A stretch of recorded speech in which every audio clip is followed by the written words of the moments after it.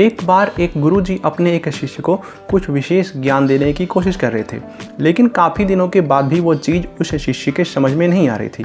इस बात को लेकर शिष्य मन ही मन बहुत परेशान था और आखिरकार उसने एक दिन अपनी यह समस्या अपने गुरुजी के सामने रखी कि गुरुजी, काफ़ी दिनों के परिश्रम के बाद भी मैं यह चीज़ क्यों नहीं सीख पा रहा हूँ, जबकि मैं इसे सीखना चाहता हूँ। गुरुजी ने शिष्य को देखा, कुछ देर शांत रहे और फिर बोले कि इसका जवाब मैं तुम्हें कल दूंगा। अगली सुबह जब गुरु शिष्य दोनों स्नान के लिए नदी पे गए और शिष्य ने जैसे ही नदी में स्नान के लिए पहली डुबकी लगाई, उसी समय गुरुजी ने शिष्य का सर पकड़ के जोरदार तरीके से नदी में डुबो दिया। पानी में ऑक्सीजन नहीं मिलने की वजह से शिष्य का शरीर नीला पड़ने लगा। जब गुरुजी को लगा कि अब शिष्य मर जाएगा, उन्होंने अपना हाथ उसके सर से हटा लिया।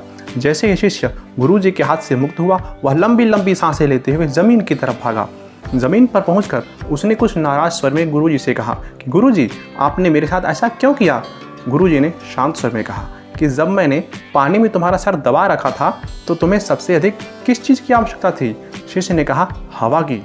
गुरुजी ने कहा, मैं तुम्हें यही समझाने की कोशिश कर रहा था कि जो तड़प और तीव्रता तुम्हें पानी में डुबोए जाने पर हवा के लिए थी, यदि उतनी ही तड़प और तीव्रता लगन हमें हमारे लक्ष्य के प्रति हो जाए तो दुनिया की ऐसी कोई चीज़ या वस्तु नहीं है जिसे हम प्राप्त नहीं कर सकते, चाहे वह ज्ञान हो या फिर कुछ और। तो दोस्तों, कहानी का मतलब तो आपके समझ में आ ही गया होगा। कहानी पसंद आई हो तो वीडियो को लाइक करें, सब्सक्राइब करके बेल आइकन को प्रेस करना मत भूलिएगा।